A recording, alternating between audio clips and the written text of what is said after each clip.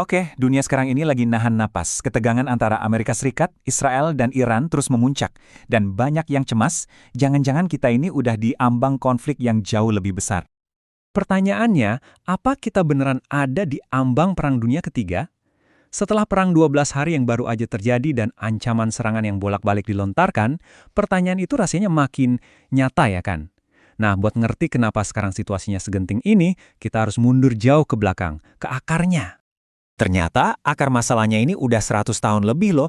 Dan semuanya dimulai karena satu sumber daya yang vital banget, minyak.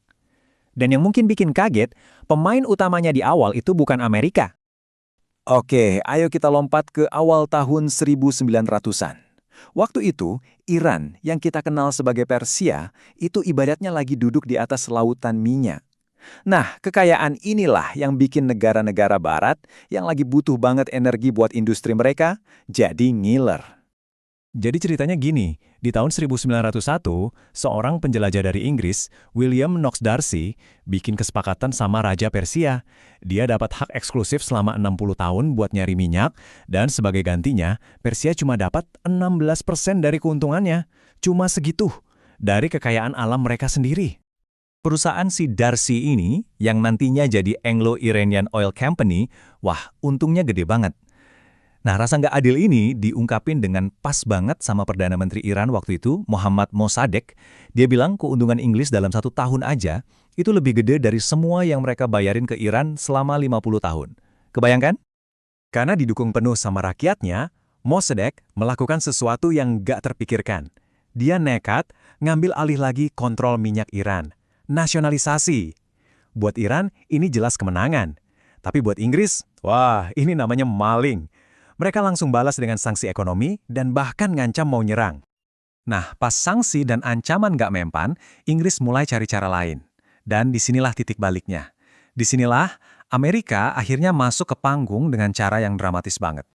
Karena diplomasi mentok, ancaman juga gak ngaruh, Inggris akhirnya lari ke siapa? Ke CIA.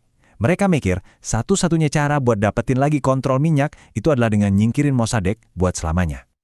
Rencananya, CIA ini kodenya Operasi Ajax itu udah kayak resep standar buat ngelakuin kudeta.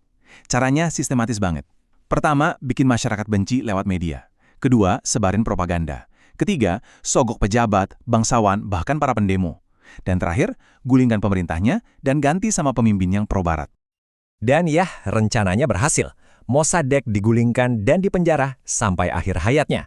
Syah Muhammad Reza Pahlavi yang emang pro-barat akhirnya balik lagi ke tahta.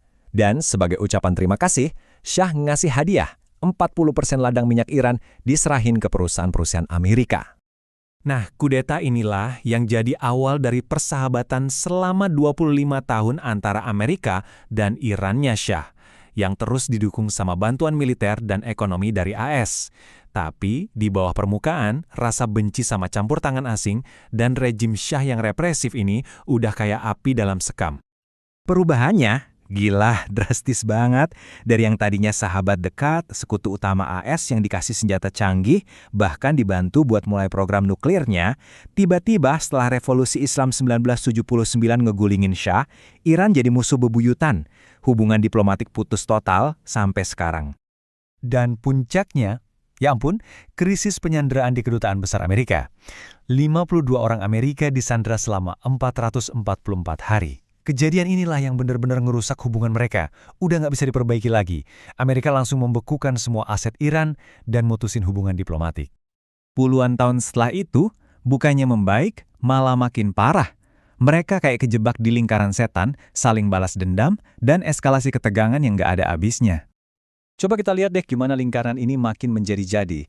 Mulai dari insiden tragis penembakan pesawat penumpang Iran di tahun 88, lanjut ke retorika poros kejahatan di tahun 2002, sampai akhirnya ditemukannya program nuklir rahasia yang bikin Iran kena sanksi internasional. Setiap kejadian ini cuma bikin jurang ketidakpercayaan di antara mereka makin dalam. Nah, ini ngebawa kita ke isu yang paling bikin pusing di zaman modern. Program nuklir Iran. Selama bertahun-tahun, dunia udah berusaha keras buat ngendalin program ini lewat jalur diplomasi. Di tahun 2015, sempat ada titik terang loh. Di bawah pemerintahan Obama, sebuah kesepakatan bersejarah yang namanya JCPOA berhasil dibuat. Intinya, Iran setuju buat ngebatasin program nuklirnya, dan sebagai imbalan, sanksi-sanksi ekonomi yang berat itu bakal dicabut. Sayangnya, harapan itu nggak bertahan lama. Soalnya, Presiden Amerika selanjutnya punya pandangan yang beda banget. Dia bilang kesepakatan itu memalukan bagi Amerika Serikat. Bener aja, tahun 2018, Amerika cabut dari perjanjian itu. Nggak cuma itu, mereka juga nerapin lagi sanksi yang lebih keras. Ya jelas Iran marah, mereka balas dengan ngelanjutin lagi pengayaan uraniumnya. Ya udah, kesepakatannya ambruk. Terus pemerintahannya Biden coba buat ngebangunin lagi kesepakatan itu, mau gabung lagi. Tapi negosiasinya mentok. Rasa nggak percaya yang udah mendarah daging, ditambah pemerintahan baru di Iran yang lebih keras, bikin diplomasi jadi susah banget. Dan sampailah kita di hari ini. Semua sejarah sakit hati, pengkhianatan, dan agresi selama 100 tahun ini akhirnya numpuk dan membawa kita ke situasi yang bahaya banget sekarang. Coba lihat deh, betapa cepatnya situasi memanas belakangan ini. Pembunuhan Jenderal Soleimani tahun 2020. Terus serangan langsung pertama Iran ke Israel. Sampai perang 12 hari yang intens banget. Setiap langkah ini narik kawasan ini dan bahkan dunia makin dekat ke jurang perang terbuka. Dan ancaman paling baru ini, wah ini yang paling jelas dan belak-belakan. Sebuah ultimatum yang nunjukin betapa tegangnya situasi ini, di mana konflik militer besar-besaran itu bukan lagi sesuatu yang nggak mungkin. Jadi setelah 100 tahun penuh drama perebutan minyak, campur tangan asing, revolusi dan ambisi nuklir, kita balik lagi ke pertanyaan awal. Dengan sejarah yang rumit dan penuh luka kayak gini, apa yang bakal terjadi selanjutnya dalam konflik yang udah ngebentuk dunia kita ini?